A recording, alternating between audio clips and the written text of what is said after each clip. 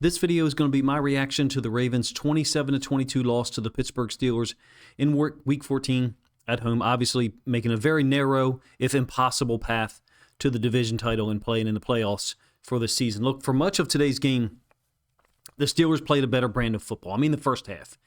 And they didn't do anything on offense in the fourth quarter, right? They took a 27-16 lead, I believe, in the third quarter on a ridiculous coverage choice from our defense. There's a 3rd and 4. Aaron Rodgers hits Jaylen Warren in the flats. 38-yard touchdown run. Basically, no one there because it's a mug look from us. Other than that, or after that, I should say, they got nothing done. The Steelers ran 9 offensive plays, gaining 7 yards total in the fourth quarter. Lamar got the Ravens inside the red zone 3 times in the fourth quarter, and we finished the game on their 30. Outgained them overall. The 1 turnover, and then, of course, the refereeing miscues or mistakes is what factors in here.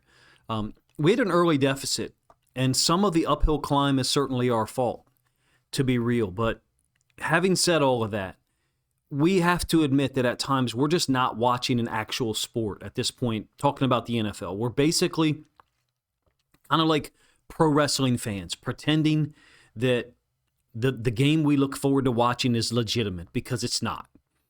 Isaiah Likely scored a touchdown with less than 3 minutes left in the game. Ravens should have been ahead 28-27. That's a catch at every level of football for 125 years since the NFL's inception. 2 feet down in the end zone. The play is over when that occurs. He only has to demonstrate control throughout the rest of the play. When does the play end, right? A football move. The defender is on his hip, and so this is where you get football people versus non-football people, or just athletes versus non-athletes, I guess, talking on social media, and even the refs, Gene Steratore, however you say his name. Hey, Gene, there's a defender on his hip. You're not going to tuck the football and bring the ball back to the defender and make it easier for him to poke out. Likely is making a football move by keeping the ball away from the defender.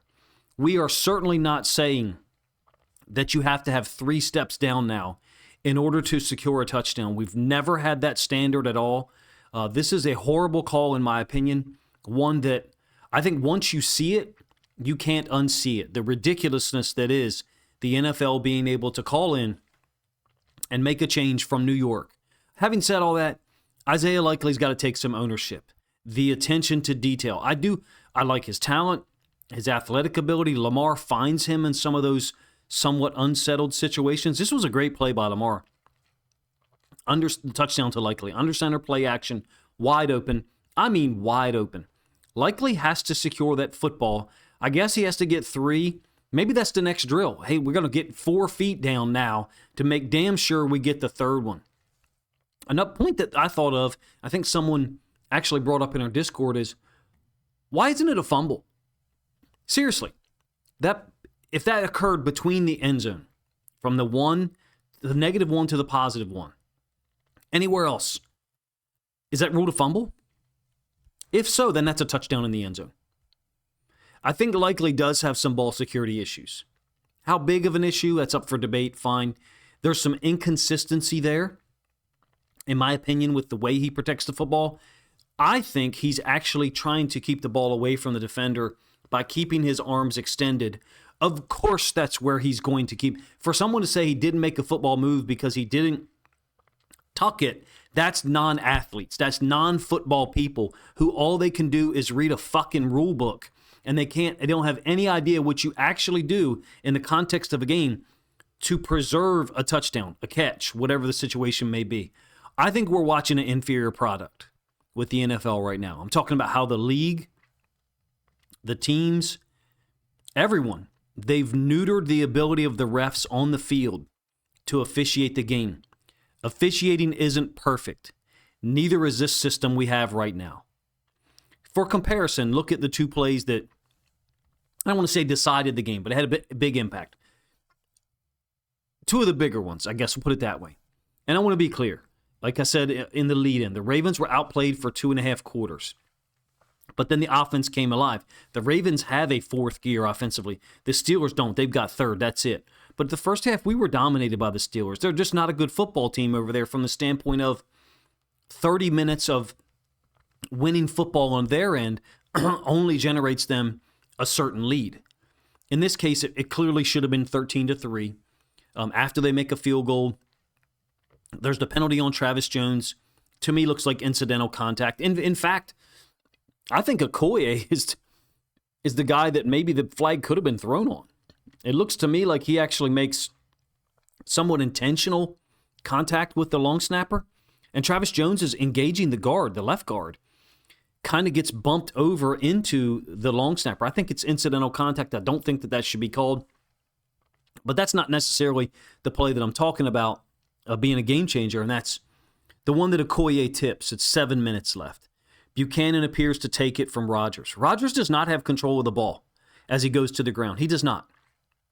If his knees or knee being on the ground constitutes the play is over, then how come Likely with 2 feet down and extending the ball away from the defender isn't considered completing the play?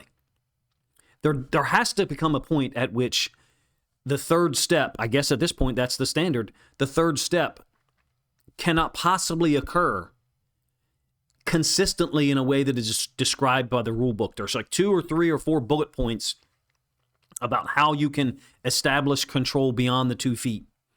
And what those things are, tucking the ball and turning upfield. Well, some of your catches are coming back to the end zone. You're actually coming back to the football.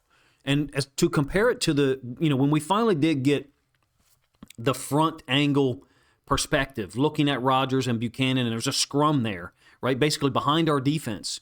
When they finally overturned it, our defense was swarming there. It does look like he's got a knee on the ground, but the ball is out. The ball looks like it's coming out. He's only got one hand controlling it. One hand on the football, not controlling it whatsoever, whereas Likely, to compare it, Likely has 2 hands controlling the football the whole time, takes 2 steps.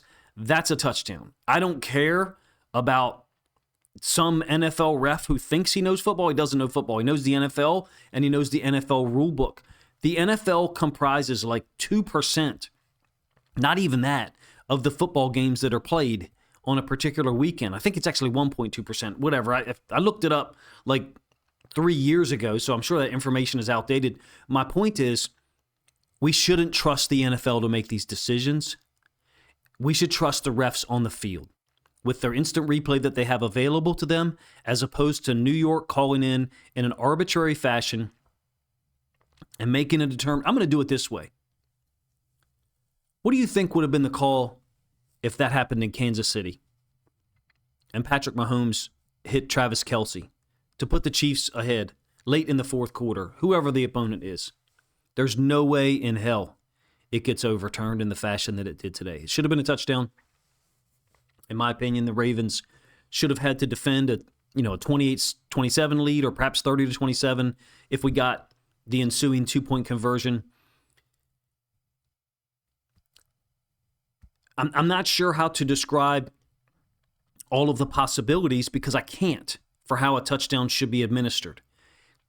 I think you know one when you see one, and in my opinion, this is one. The NFL rulebook has a certain amount of bullet points. I've seen it passed around by 3 or 4 people at this point already. And I just don't think it can be all-encompassing. Likely is making a football move by keeping the ball away from the defender to elongate or prolong, the amount of time before the defender can get his hand on the football because, he is at some risk.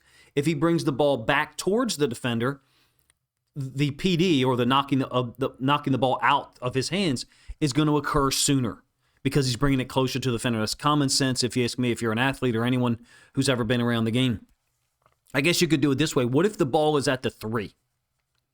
You catch it at the 3 going in, and you take 2 steps. It's a touchdown the instant you break the plane. If you're diving, running on your feet, those things are different. Likely's not diving. He's not going to the ground.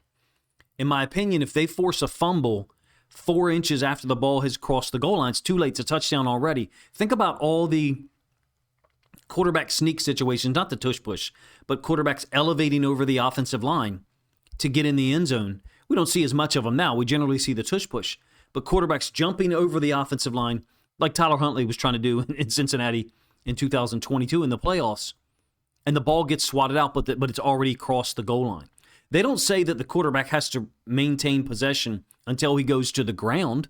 It's not a pass play. I understand that. In my opinion, it's a touchdown. It's consistent with the product that the NFL is putting out there right now. I probably have a different opinion than a lot of you, maybe more dark. But look, today, this is just an example for today.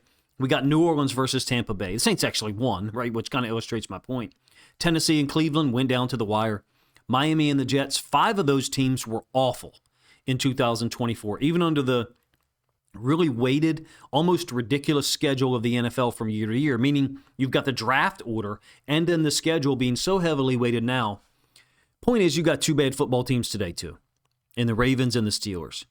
We actually outgained them in the end, which is kind of crazy because at one point, Pittsburgh, in mid-second quarter, I think, had 142 yards to our 72. So we're getting outgained by a 2-1 margin. I believe it's before the late second quarter drive when Lamar scores on a scramble.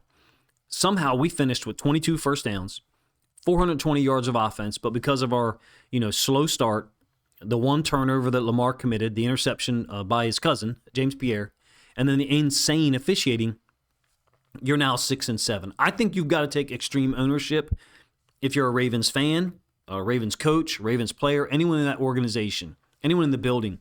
It's your fault. For real. Even though the refs stink, the Ravens' approach for 2025 has been just as bad. O-line sucks. We've been beat across the board multiple times. There's really not much to say about the right guard. We've wasted 2 seasons on this guy. For me, I will put this out there now. If they re-sign that guy, I will be doing far less Ravens content in 2026 because the ceiling is lowered and the floor, number one. Number two, you're putting high-risk assets like Lamar Jackson, Derrick Henry, and others at risk. And it's just not worth your time to constantly put out content with the same criticisms, which have been true for the past 14, 15 months. And professional-level football coaches, it's interesting to me that some people blame Harbaugh for the offensive line situation, but won't accept criticism of the NFL and their processes and procedures. Like Harbaugh and the Ravens organization can be wrong, but oh no, the NFL can't possibly be wrong with the way they administer the game and the processes and procedures they set up. In any case, another problem that I have from a Ravens standpoint for this game is that the defense looked unprepared early. We got put on the back foot, obviously. At first, Aaron Rodgers hit us with a 52-yarder on the first snap for their offense, that is. Credit to our defense, we did shut down their run game totally. Pittsburgh finished with 34 yards on 17 carries. Jaylen Warren's given us problems in the past. He was bottled up. Gainwell did get the one touchdown in the second quarter. That occurred after the penalty on Travis Jones, handed them a 1st and goal. It's the very next play. All of that was following Lamar's interception on a 3rd and 4. Lamar wasn't playing with the same level of force at that time. There was a little bit of apprehension. I think Pittsburgh does a good job against Lamar. They really do. They change up coverages. Sometimes they bring a ton of pressure, 6, 7-man pressures, force them to get the ball out quick. To me, seems like they're dropping out in a lot of zone today, and I feel like that's a pattern that we've seen more recently here in 2025 than maybe I expected. But, we annihilated Pittsburgh's run game. To get back to our defense for a moment. This is what we did to the Steelers' offense in the 4th quarter. They go 3 plays, 5 yards, punt. This one, that was after Lamar's 3rd down pass to Bateman at the 5-yard line's dropped. He's wide open. Porter is trailing across. Porter had some traffic to kind of navigate, congestion. It would have converted the 1st down at minimum. I think it's a 3rd and 4. And Bateman actually might score. There's a whole portion of the field. All he's got to do is make one guy miss. So in any case, we settle for a field goal, go 27-19, and then we stop them in 5 plays. Offense gets the ball, goes right downfield. We did have to convert a 4th and 1. Kind of an unusual play. We offset Henry to the left. Offset Henry to the right, and ran a sweep to our left. Nonetheless, we had to settle for another field goal, this one with a little more than 7 minutes left, and it makes it 27-22. We stop them again on 3 plays. When it's 27-22, this is, of course, the Okoye PD. Buchanan stripped Rodgers. I guess Rodgers had 2 knees down or maybe 1 down, but he still made a football move. Don't ask me to explain that. Or try to understand the inconsistency. Someone overturned it, probably New York is my guess. Gave Pittsburgh the ball back, and we forced a punt a minute later. Lamar took us right down the field. He did have to convert a 4th and 5 to Flowers on the right side, and then a 3rd and 8 to Zay, where the Steelers, I think, had a busted coverage. It was a bunch set to our left. Zay runs a low drag underneath from left to right. That one goes for 33 yards. I think Ramsey's involved in tackling. It looked like to me Ramsey was probably at safety there. The next snap after that, after the 33-yard gain to Flowers, was the likely touchdown. One of the comments I saw on Twitter was kind of interesting. He said, what if you catch the ball with the 3, get 2 feet down, but when you catch it, your arms are extended like likely's were, in the direction you're running, presumably towards the goal line. And you keep your arms in that same motion, like Frankenstein, kind of, I guess. And the ball crosses the goal line. Is that a football move? Ball's crossed the goal line. And then a 1/10 of a second later, or whatever, less than a 1/10 of a second later, the ball gets slapped away. It's a touchdown. Like I said, the thing that popped in my mind, or one of them, was the quarterback sneaks, where the quarterback elevates over the offensive line. Guess it doesn't apply because it's not a pass play. I think if the NFL can't get this rule right, the application of it on the field, then we have an extremely low expectation level for the refs. New York being able to call in and fix it, I guess, I actually have more of a problem with than just letting the individual refereeing crews handle it. But then again, I'm already a person who has no faith, no level of belief that the NFL has any interest at all in appearing legitimate and consistent, because you're still going to watch no matter what. At this point, they know that. They know that everyone's still going to watch during the time that the NFL season occurs. There's no competition, right? So there's really not much else to say. I think it's a touchdown now. I think it's been a touchdown at every level of football dating back 125 years. And we have enough evidence at this point to be able to notice the lack of consistency and comment on it. I guess you've probably reached the point of overflow at this point in terms of that incident. I was already there years ago talking about the Dez Bryant touchdown that was ruled incomplete. That should have been a touchdown in my opinion. This one is just the most recent and one that we care about the most, right? The league, the refs, New York, former refs, whatever, they're going to try to interpret it. They're all wrong. If Likely has to tuck the football, that's where the defender is.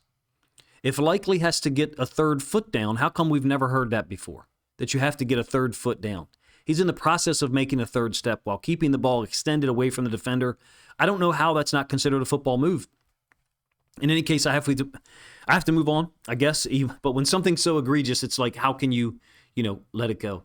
Maybe I guess we got to go into practice and overdo it and try to avoid those situations where New York can call in and tell what I think is a rookie white hat, a rookie ref, what he has to say and do. It looked to me like the mic wasn't even on when he made the announcement, but I was watching a stream, so maybe it was. It's just crazy to me that we're watching a league with total revenue, I think, from 2023 or 24 of $23 billion. They're expected to get to $27 billion, I think, $26-27 billion in the next 2 years or so, and we've got this inconsistency. I don't think that's an incomplete pass in Kansas City with Mahomes throwing it to Kelsey in the 4th quarter of a game they're trying to take control of the division. That's just my opinion. I hate to admit it, but no faith at all in the league, and similarly, the global issues that the Ravens have brought to 2025, I have the same lack of faith. We've got a lot of global overarching issues, let's put it that way. We're 6-7. Thankfully, the Bengals are out of it. That whole farce of them being able to come back, it's like, whatever.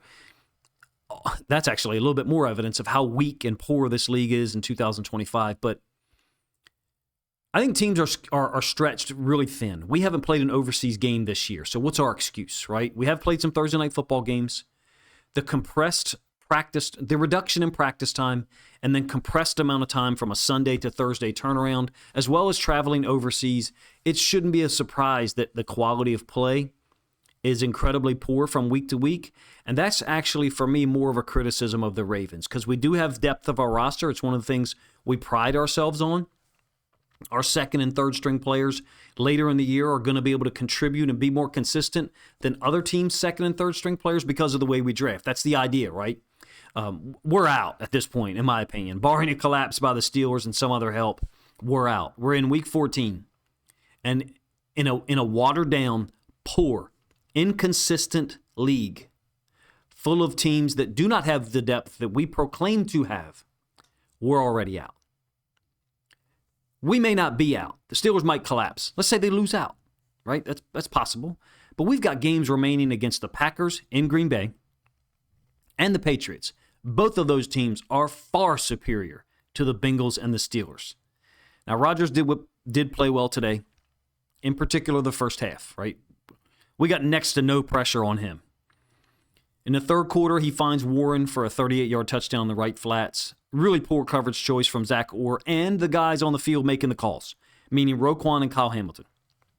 Maybe they don't have the ability to adjust there. But we're in a terrible look. It's 3 to the boundary. We bring Gilman. I suspect Gilman is wrong there. The tight end is wide open, run up the seam, but so is Warren. So what are we saying? Gilman's wrong, Mike Green's wrong, but Zach Orr's not? He's the guy responsible for this. And so my point about the watered-down nature and inconsistent nature of the league and our self-proclaimed strength of depth because of the way we draft, it's not lining up for me. I think that the way we're doing things, if we did have superior depth, if we did have the ability to execute further down our roster than other teams because of the way we draft and we maybe overvalue draft picks, we wouldn't be 6-7 against the type of teams that we're facing now. Basically losing to the Bengals and the Steelers. I did think Lamar was impacted early on in the game. I didn't think he played well. The Steelers, give them credit. Statistically, they've held him down over the years. But in the last 18 minutes, here's what Lamar did. Kind of a rundown or a list. He scrambled. This is once we fell behind 27-16. He converted a 3rd and 3 on a scramble on the very next possession. We get down there. That's where he hits Bateman in the hands. That should be a touchdown 10 out of 10 times against Porter. Porter's on the high side, like I said. At minimum, we should have a first down. Now, I will say this. 77 is beat on that play. I'm talking about the drop by Bateman. Lamar has to step up to get away from Queen. Now, actually, I shouldn't say 77's beat. People are going to blame Ali. 77 didn't touch anyone. He didn't touch anyone. It's so simple for teams, man. They just lined the D tackle up in the B-gap. They drifted him out to Roger Rosengarten. Falele did kind of the same thing that he did on the stunt against the Bengals. He turned his body. I'm actually turning my body as I say this. He turned his body to focus his eyes to the outside. Not only does he not have athletic ability, he doesn't have awareness and got no vision. None. But he's got plot armor, which is durability, unfortunately. And on that play, Lamar has to Ali has to step up and deal with Queen, who's on a clean rush. Queen shouldn't get 6-7 yards unimpeded to run in a straight line directly at Lamar. Ali's got to step up. Okay, fine. Ali doesn't do a great job. Okay, whatever. Lamar moves up, steps up, puts the ball in Bateman's hands. It should be a first down at minimum, if not a touchdown. We have to settle for a field goal to go from 27-16 to 27-19. The next drive, I'm talking about still what Lamar did in the fourth quarter. The next drive, he hits Flowers for 35. Zay finished, I think, 7 or 8 catches for 124. There it is right there. 8 catches for 124. Didn't have a touchdown. And then Lamar is trying to get a third down pass to Andrews. I believe that's interrupted by pressure there with about 7 minutes left. I think it's the one where Queen kind of holds or grabs Andrews around the hip, but I could have my plays mixed up. We settle for another field goal, right? It's 27-22. I think Highsmith had the pressure there, if memory serves. Then we get the football back. Lamar converts a 4th and 5 to Flowers in the right flats. I think Pittsburgh's bringing pressure. It's like a speed out, 6 yards. One of those situations where Zay catches, and I don't know about you, he catches it, I'm thinking, hey, brother, just turn and get upfield. Just get, don't try to turn it into more. Let's just make sure we get the first down. I think 3 plays later, he hits Zay on the 3rd and 8. It's 33 yards. there. The next play is the under center play action, the touchdown to Likely that they ruled incomplete. I think Lamar made plays to win. Do the Steelers impact him? Do they suppress his stats? Absolutely. Year over year, they do so. I think they've got a great plan to attack him. When they are able to stop or slow down our run game, they really put us in difficult situations. And statistically, they did it again. Lamar, 19 to 35 passing. I think 220 or 219 passing, 1 touchdown, 1 interception. He got a lot done to put us in position to win. And actually, we did take the lead before they overruled it. The final drive, nonetheless, was horrible from a flow standpoint and actual preparedness. I have no idea what's going on there. Is it a Monken issue? Is it a Lamar issue? A Harbaugh issue? We only had one timeout. Lamar did do a really nice job converting, I think, a 4th and 2, maybe a 4th and 3 over the middle to Likely. I thought that was a great play. He kind of had to move around a little bit in the pocket. Didn't look panicked. He looked hurried, of course. It's 4th and 2. You can't take a sack. If I had to guess on that play, the Steelers are playing a little bit more zone when we were thinking man. Kind of mentioned it a little earlier. Lately, the last 2, 3, 4 weeks, I feel like teams are playing more zone between the 30s against us than we're anticipating. Now, down in the red zone at times, man, some 3rd and 6, man, but not cover 1 traditional man, not 4-man rush type schemes. Heavy pressure like the Steelers brought today. Bringing 6, bringing 7. But they do so infrequently enough, if I could phrase it that way, infrequently enough that we're kind of caught by surprise. I mean, Lamar. On that final drive, though, after converting the 4th down to Likely, we hit Kolar. It was a beautiful throw, man, over the middle. It's like 25 seconds left. We spike it with 17 remaining. We end up taking a sack at the end. No idea what it looked like downfield. My guess, again, is zone. And I don't think we're great at getting the ball out against these zones in 2025. I'm talking about Lamar. If I had a criticism of Lamar in 2025, outside of the turnovers, we had a ton against the Bengals and one today that was unforced. The interception by James Pierre, his cousin. If I had one criticism outside of the turnovers, it would be his throwing against zone and understanding where the openings are going to be and where he can get the football with particular routes. Now, having said that, I'm seeing a lot of times where teams are dropping out in zone and we're running man routes. I don't know how many times it's occurring per game. If I had to guess, I'd say 5 or 6. I first started to notice it against the Jets. We're running like man beater routes and it's zone. And so, no one's breaking open. No one's sitting down. So it makes me wonder if our passing game, the whole procedure, needs reworking. How much of it is a Lamar issue? Some. Monken, a lot. He's the guy in charge.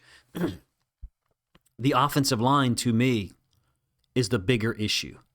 And that's why I think the whole operation needs a reboot, a rehaul. I'm talking about top man down, a Harbaugh on down. I've said that, at the time we were 1-5 a couple of times. Here recently, we've won games, albeit ugly.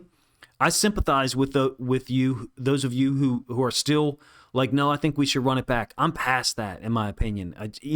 Independent of the 3 poor calls against us throughout 2025, I think we're unprepared for the whole season, for individual games.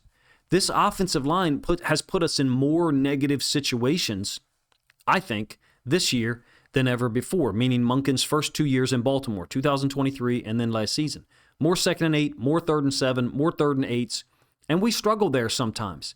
Do I think Lamar has to improve? Maybe improve's not the right word. Maybe just return to last year's level. What we had seen for the first 2 seasons with him and Monken working together. Do I think that dynamic can work?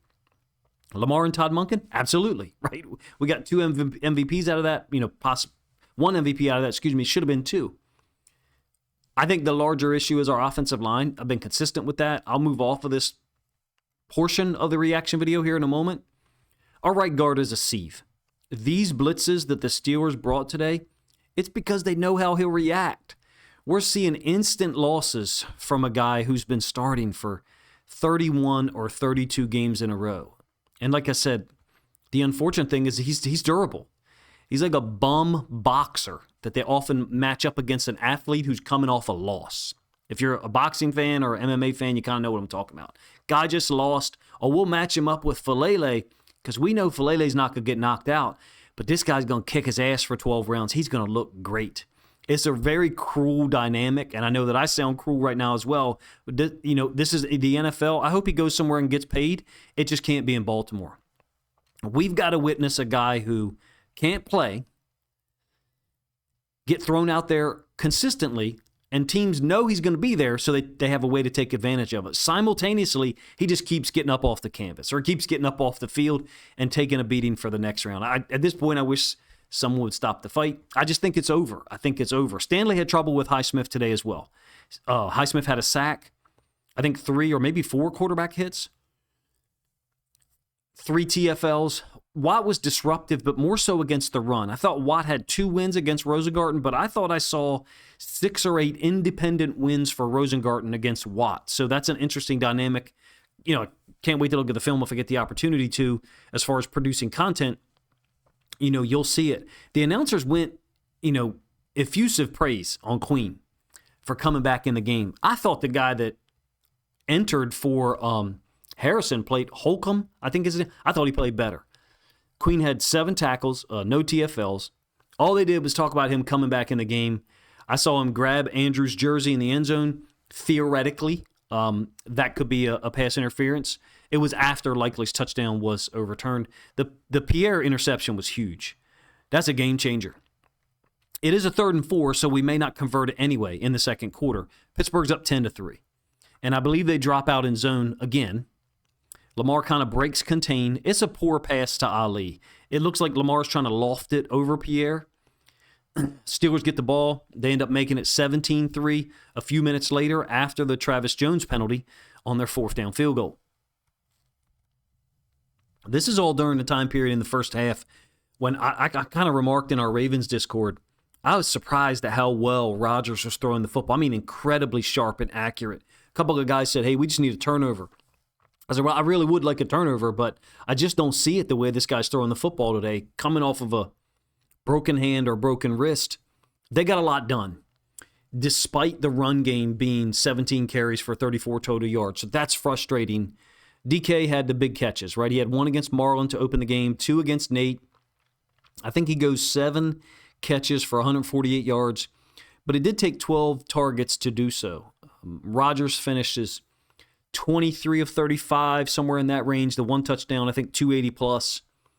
And that was while their run game was shut down completely. They just got nothing done on offense after the 3rd quarter. But the big plays to DK, the turnover, the interception by Lamar, and then the refs' decisions, that's really the sum and total of it. Do I think that we should be more prepared? Yes.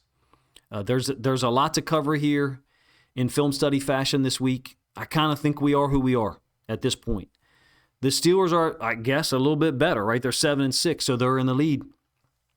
We get them again, but we've got a difficult road.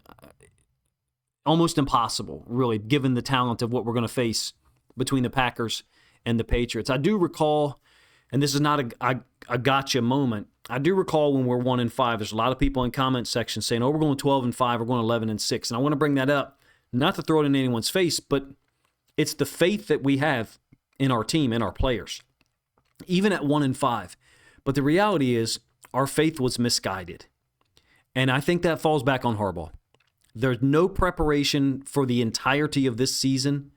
Clearly, that manifests or shows up every week with the specific matchups and situations that we face. Yes, the refs suck. New York, the NFL, it's like, surprise, motherfucker. It's the NFL. This is what they specialize in. This controversy, it helps their brand because no one's going to stop watching. And it just means there's more posts, there's more discussion.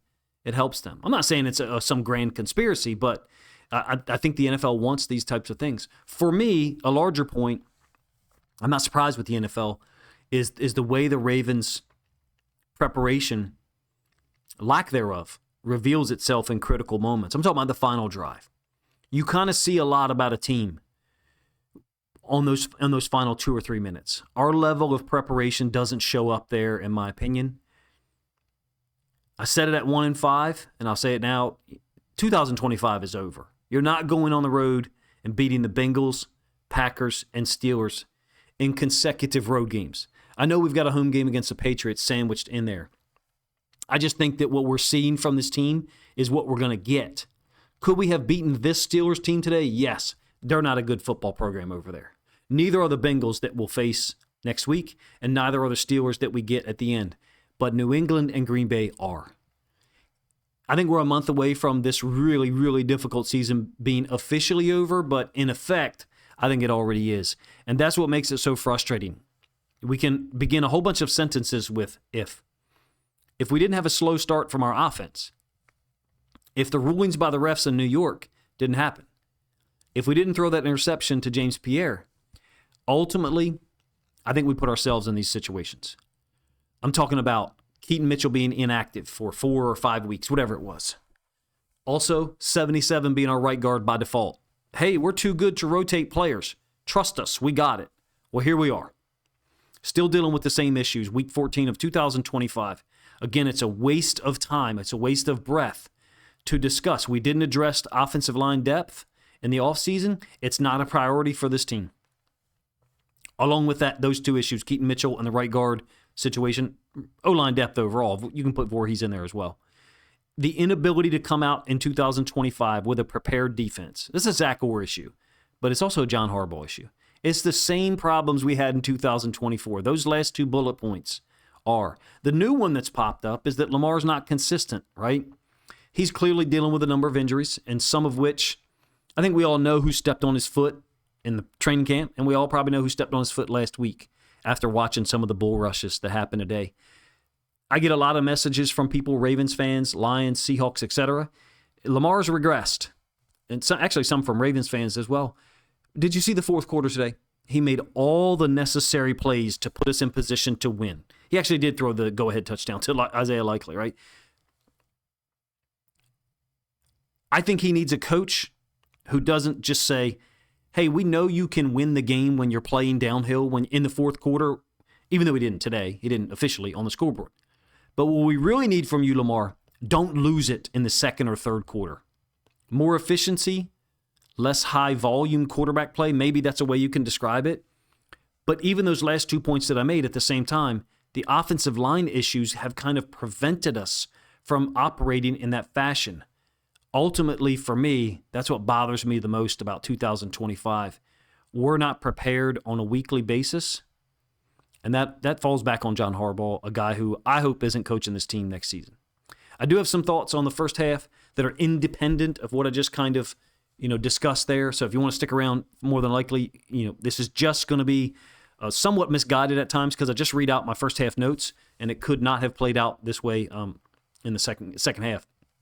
They're up 17-9. We missed the extra point. How big of a deal is that going to be? It definitely played a role. I credit Harbaugh for the field goals late, but I get it. There's going to be people who say, hey, maybe we could have gone for it, got it, and got a touchdown and been right there, changed the dynamic later on. Certainly would have liked to have only needed a field goal to win there in the final 3 minutes. Lamar got that scramble on the 3rd and goal late in the second quarter, pulls us within 1 score. Steelers controlled much of the first half. Look, to that point, through 30 minutes, they were holding us to 3.9 yards per play, and we only had 56 passing yards overall. Lamar was 7 of 13 passing, not sharp, 64 yards. He had the interception to Pierre, and that helped Pittsburgh, jump ahead 17-3. The penalty on Travis Jones, questionable at best. I think something you could really make a big complaint about. Steelers would have been up 13-3 with 6 minutes left, and then Lamar, of course, takes us downfield, scrambles in. So theoretically could have been 13-9. It looked like to me Travis Jones was in contact with the left guard, his path, and then he was kind of knocked down or nudged down by another defender to the outside. So in any case, Gainwell scores on the next play. There's 2 situations in the first half where I thought Nate Wiggins takes a really bad angle on a run play to the outside. I was shocked and a little surprised, Aaron Rodgers, how sharp he was in the first half. 13 of 20, 148 yards. Throws were not just on target, but they were on time, and in some cases, really quick. The one to DK, look, on the first snap of the game for them, it was like shot out of a rocket. He had the 52-yard catch, DK, a 28-yarder against Nate, but he was somewhat inefficient at the time. Their offense was really black and white, I guess, is probably a better way to describe it. You had either deep balls thrown to DK which he was 4 of 9 catches to targets, or Gainwell was 5 of 5 for only 23 yards and the touchdown run. So you had this weird dynamic of their offense. It was like Rodgers either throwing the football downfield or checking down to Gainwell really quickly or screens. But I will say this. They seem to get in the right look often, in my opinion. The Steelers' offense, maybe it's an Aaron Rodgers thing, maybe it's their coach's thing, I don't know, but they seem to be able to understand or see where our pressure was coming from on defense and adjust to it. Sometimes that wasn't the case, like when Rodgers escaped a sack by Mike Green in the second quarter, and then he finds Austin along the right sideline to convert a 3rd and 4, but it was ruled incomplete, or overturned, I should say, because Austin actually did, drop it. Rodgers ducked under and then ran around. Through 30 minutes, they were averaging 5.9 yards per play. Nonetheless, they couldn't run the ball. My question was, are we going to actually be able to get to the quarterback? We had one quarterback hit in the first half, no sacks, and our offensive line forcing Lamar to escape. I mean, you had the ridiculous win by 93, the D tackle. Is that Benton? Maybe, I'm not sure. 93, the D tackle against Falele. You had another time where Voorhees is being walked back into Lamar's lap. Stanley got beat once by Highsmith. Some of these instant losses, people are not wrong. Ravens fans are not wrong for saying, hey, most other quarterbacks in the NFL, that's a sack or a throwaway. There's one where Lamar completes it to Likely. It's like a short throw, maybe like a 6-yard gain. And Falele loses immediately. It's insane to think about we're still dealing with this issue when we have, what we consider as Ravens fans and a Ravens franchise to be a Super Bowl quarterback. He is for us. Maybe other people, other non-Ravens fans are going to have their own evaluation of that. Fine. I don't really care what those people think. But we can't lose so quickly at offensive line and continue to put him in these situations. We're not sharp on offense in the first half. The Steelers were playing inspired on defense. They only had 1 sack, but they, to me, were putting pressure on Lamar. We did have 73 rushing yards up to halftime, but that was a combination of Henry, Mitchell, and Lamar. I didn't think Henry was able to get loose a ton until the second half. I like under center play action a lot. I like it just for the Ravens and for the Lions, to be honest with you. I thought it was really a boring football game to listen to from a Romo and I guess it's Nance standpoint. There was just no discussion of anything other than quarterback play and depth of target and all these big wide receivers. It seemed to me like Romo was just saying the same thing over and over again, and then a constant talk about Lamar's health. Do I think Lamar can play better? Yes. Do I think we need to be putting him and our players in better position consistently to beat the good teams, let alone teams like the Steelers and the Bengals? Absolutely. And that's why I'm confident in saying that, for me, I think the Ravens need to change globally in their plan and who's heading up the program and trying to get things moving forward. Unless something changes dramatically, the Steelers going on a serious downfall, losing streak, and we somehow get one win over those 2 good teams, the Patriots and the Packers, and sweep the Steelers and the Bengals, who we've lost to both of them already. I just don't see us being able to pull this out for the AFC North for 2025. And to be honest with you, there's a part of my brain, 20 to 25%. I'm not even sure I would like to see us do that. A part of me would like to see us reboot and get a higher draft pick and get some more superior talent in this building because I think we need it. Appreciate you guys' time, man. If you enjoyed the video, please let me know in the comment section. I know this one took me a while. I had a lot to say. You're more than welcome to have your own opinions about it, clearly, and I'd like to hear them or field them in the comment section. Appreciate you guys' time.